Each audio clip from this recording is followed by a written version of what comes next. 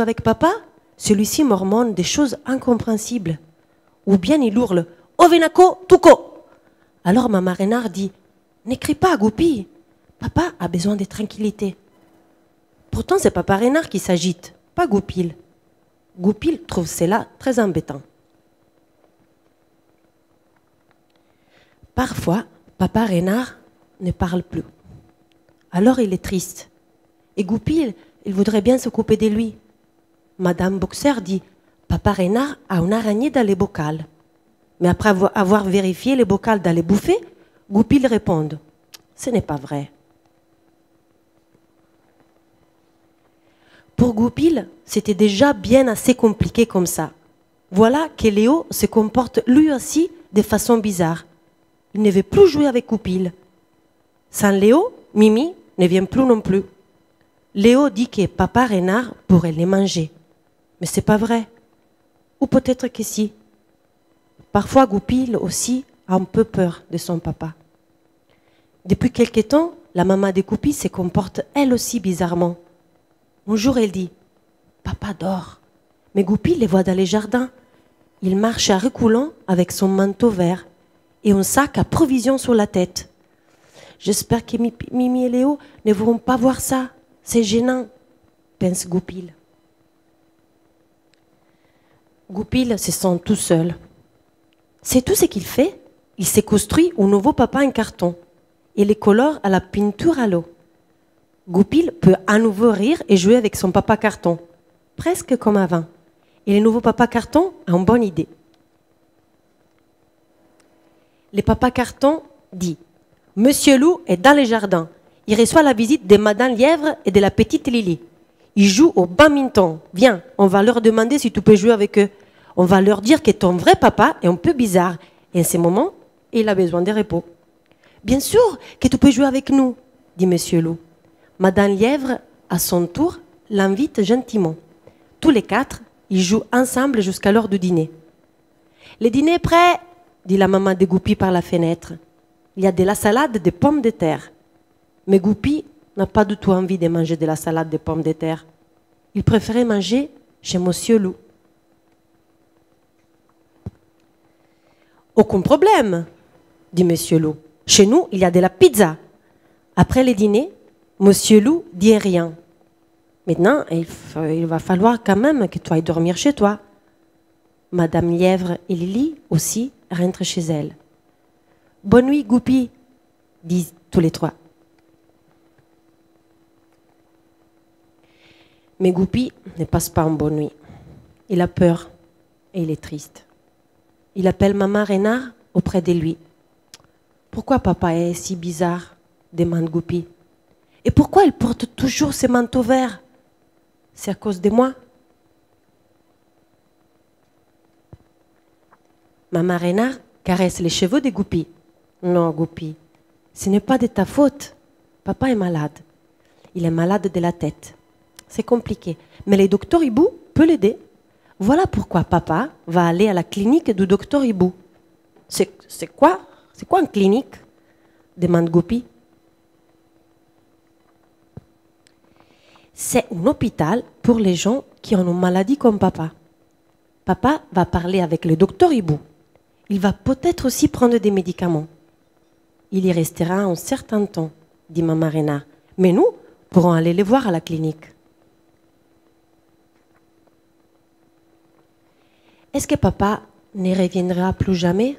demande Goupi. « Bien sûr qu'il y reviendra, » répond Maman Renard. « Lorsque papa ira mieux, il rentrera à la maison.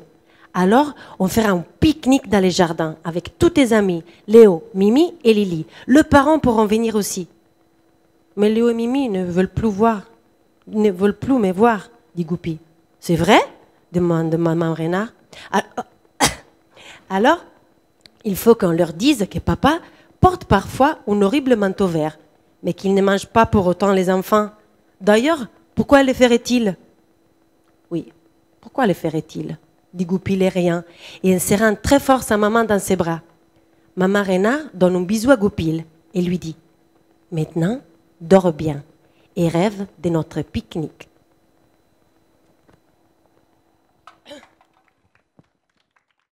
Et vous, ça vous a fait penser à quelque chose? Oui? Vous voulez parler?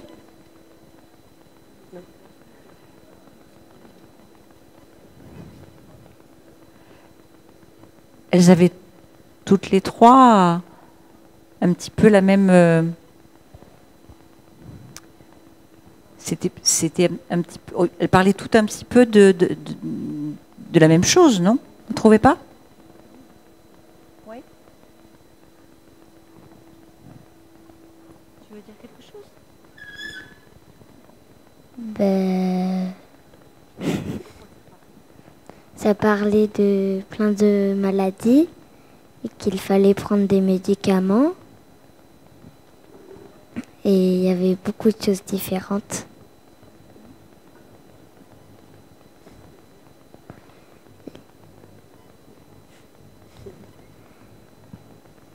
Il y avait des animaux.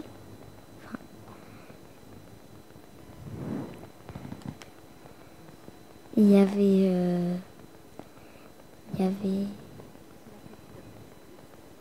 Il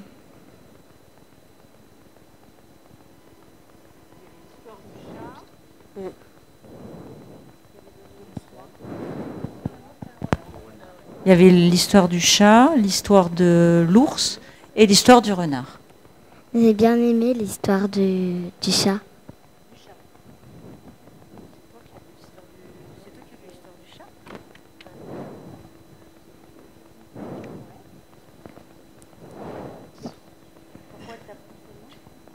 Parce que c'était drôle, les images étaient bien dessinées et qu'il y avait aussi des expressions drôles.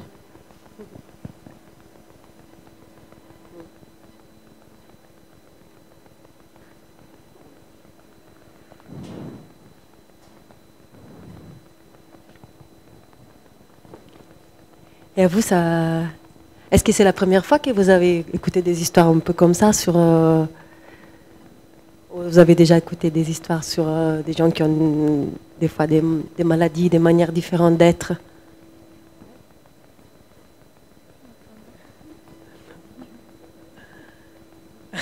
Non, non, non.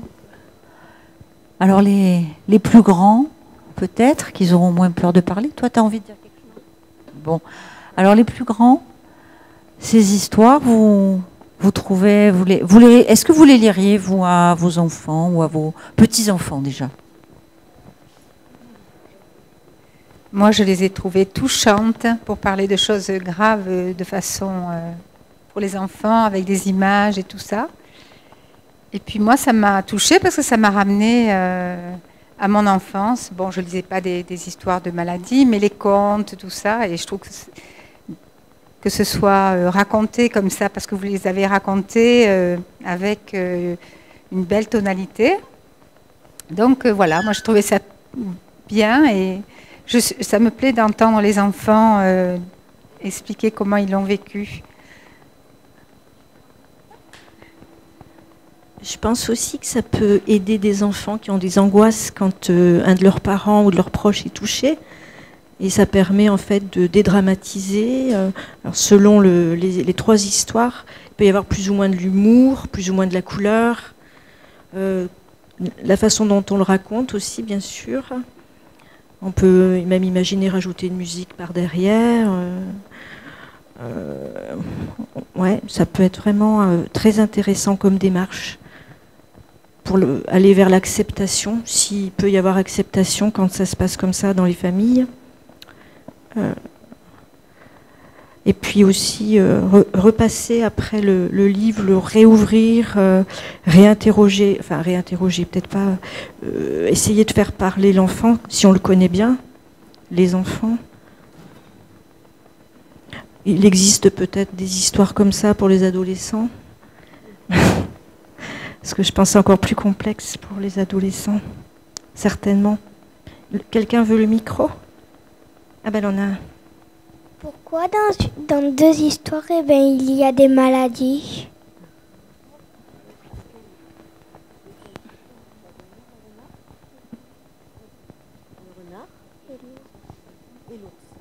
Et dans le renard et l'ours.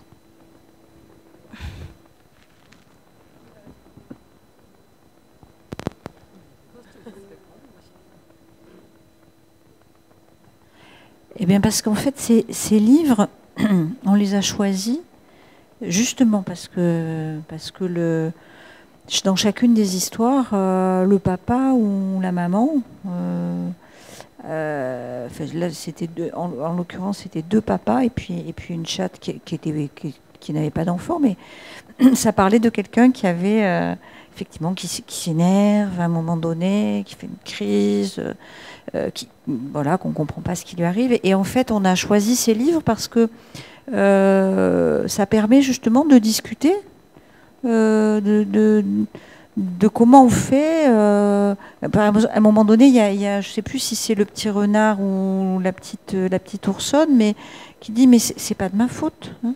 Et donc c'est vrai que quand son papa ou sa maman s'énerve ou son papa ou sa maman est fatigué, on peut avoir l'impression que peut-être c'est notre faute. Et c'est pouvoir reparler de ça et de dire que le grand, papa, maman, grands-parents, il y a des choses parfois qui lui arrivent et ces enfants, ça n'a pas de rapport avec eux. Il se passe autre chose. Et ça permet aussi de discuter de tout ça. C'est pour ça qu'on a choisi ces histoires.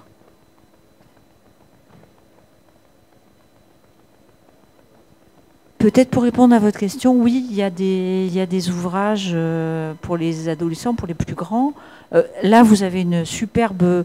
En fait, cette exposition, par exemple, c'est une bande dessinée. En fait, elle est issue d'une bande dessinée. Donc, qui apporte justement des éléments d'information sur les troubles psychiques des jeunes gens. Tout à fait. Et il y a un autre livre qui est très intéressant, qui s'appelle le Perroquet bleu. Mais bon, on pouvait difficilement le lire, parce que c'est une BD, donc ça rend pas bien en groupe, une BD, mais qui a été écrite par un auteur, c'est presque autobiographique, hein, et qui est une très belle BD. Je l'ai apportée, si vous pourrez la feuilleter tout à l'heure.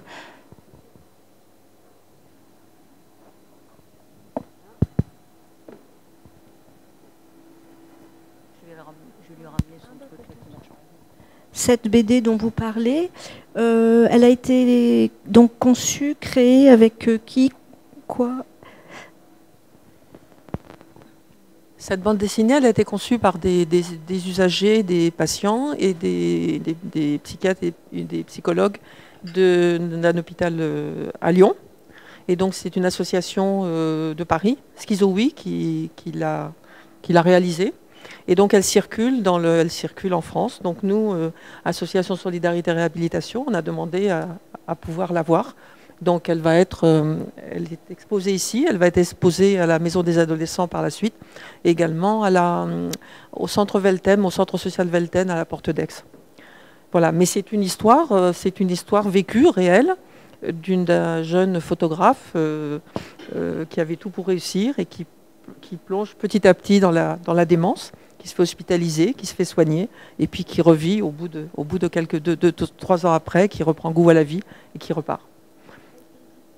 C'est édité, oui, tout à fait. Il y a une bande dessinée.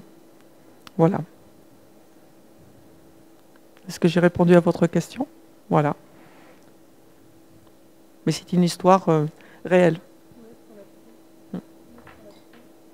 Où est-ce qu'on la trouve? Il faudrait que je vous donne, oui, il faudrait que je fasse passer les références parce que elles sont au tout début elles sont peut-être marquées, oui, tout à fait.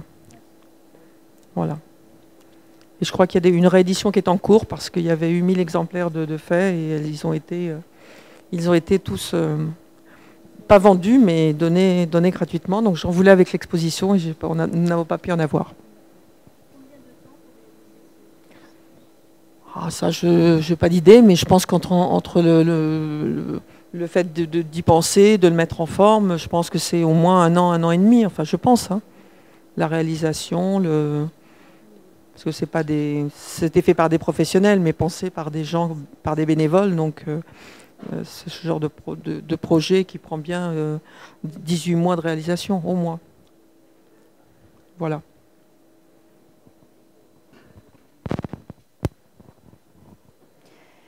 Donc je viens de demander à Michel si elle venait aussi nous dire quelques mots sur comment on utilise avec les enfants le support histoire, lecture, conte dans son travail. Alors oui, effectivement, le conte thérapeutique, c'est aussi quelque chose qui s'est beaucoup... Le conte thérapeutique, c'est quelque chose qui s'est beaucoup développé. Bon. Et au départ, c'était plutôt la Forgue qu'il avait mis en place pour les enfants autistes. Donc la première, je dirais, utilisation thérapeutique, organisée, théorisée, ça a été à destination des enfants qui avaient donc des troubles assez profonds de la communication. Depuis, il y a d'autres personnes qui s'en sont saisies, même d'ailleurs parce que déjà le conte c'est universel et finalement les soirées contes ça revient, le conte ça revient aussi dans notre tradition. Maintenant on peut faire, il y en a dans les bibliothèques des conteurs. Alors l'atelier conte c'est des choses qui sont différentes en fonction de ce qu'on veut en obtenir. On ne choisit pas n'importe quelles histoires quand on fait un atelier conte pour les enfants. On choisit une histoire qui est structurée avec, bien sûr, au départ, une situation complexe, ensuite des ressources. Donc, dans le conte, on a toujours des ressources, une rencontre, quelqu'un qui va vous donner 7 pépins d'orange, etc. Une mission et une réussite. En atelier conte thérapeutique, on n'utilise que des histoires qui se finissent bien. Et surtout, en fait, c'est des histoires qu'on raconte. Alors du coup, là, on les lit plus. On les raconte et on les raconte plusieurs fois. En fait, un atelier conte, il peut durer sur plusieurs mois ou sur plusieurs, en tout cas, plusieurs semaines. Et chaque fois, on raconte la même histoire. Il y a un temps d'atelier qui se déroule donc avec le conte qu'on raconte et c'est toujours le même conteur sur la même histoire. Après on peut choisir un rythme différent en fonction du niveau d'enfant et dans un deuxième temps ça peut être soit dessiner un moment du conte qui nous a parlé, pas forcément qui nous a plu mais qui a parlé, ou rejouer une partie du conte, une scène du conte qui aussi nous a parlé. Et en fait, ce processus, il fait que, en fait, dans l'histoire qui se répète, et puis les enfants sont très très vigilants. Alors, parce que je veux dire, faut pas changer un iota, même de l'histoire, ou même une expression ou une scansion, parce que là, ils vous repèrent. Alors que des fois, ils n'arrivent pas à apprendre à l'école une table de multiplication. Mais là, dans l'histoire, ils vous visent très sérieusement. Et petit à petit, en fait, on peut passer par différentes identifications. On peut être celui qui est le méchant ou celui qui est la bonne rencontre. On n'est pas forcément tout le temps le même personnage dans sa tête. Donc, il n'y a jamais de morale non plus dans les contes qu'on raconte. Il y a uniquement une histoire et quelqu'un qui va y trouver son cheminement. Et moi, c'est un outil que je vais avoir la chance de repartir encore en formation conte depuis longtemps, mais que j'ai utilisé et déjà qui m'a transformé moi-même. Alors, en général, quand il y a quelque chose qui vous transforme vous, et vous trouvez que ça peut peut-être servir à quelqu'un. Et donc voilà, j'espère d'ailleurs que je vais pouvoir maintenant mettre en place et des journées contes et des ateliers contes très prochainement à Marseille, puisque je l'ai fait ailleurs. Voilà.